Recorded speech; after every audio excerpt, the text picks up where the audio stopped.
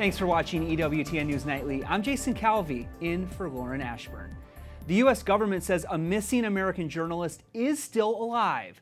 Austin Tice disappeared in Syria in 2012. President Trump last month helped get the release of an American pastor detained in Turkey. Now our White House team is asking what is being done for Austin. White House correspondent Mark Irons reports. Good evening, Mark. Jason, a top State Department official tells me President Trump has an unwavering commitment to getting U.S. hostages back home, including Austin Tice. This week, we were briefed on his case, and though it's been 6 years since Austin went missing, his family and government officials are prayerfully optimistic. And it's now long past time for his captors to allow Austin to come home.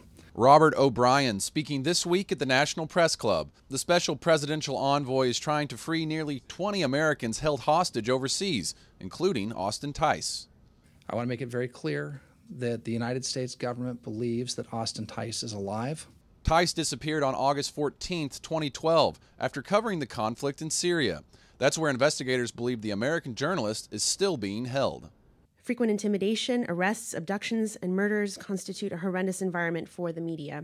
Margot Ewan from Reporters Without Borders calls Syria one of the most dangerous countries in the world for journalists. She says nearly 200 have been killed since Austin was abducted. Our greatest desire is to bring Austin home. Mark Tice is Austin's father. He and his wife Deborah are relying on their Catholic faith as they wait to see their son again. And they've met with President Trump, Secretary of State Mike Pompeo, and other top officials to keep Austin's case alive. Why haven't we heard the president publicly speak out for Austin Tice? And would the president speaking out draw more attention to this case and hopefully help secure his release? So, there's been no president in my lifetime that has been as committed or as successful to bringing Americans home, unjustly detained Americans home, without paying concessions than President Trump. O'Brien says the U.S. won't barter for American hostages. Instead, he tells me he relies on a greater power. I personally believe, as a person of faith, that prayer has an important role in these situations. We believe thousands and thousands, if not millions, of people out there praying for us, praying for Austin. And we feel that. We also believe Austin feels that. Mark tells me he and his wife are already planning another trip to the Middle East.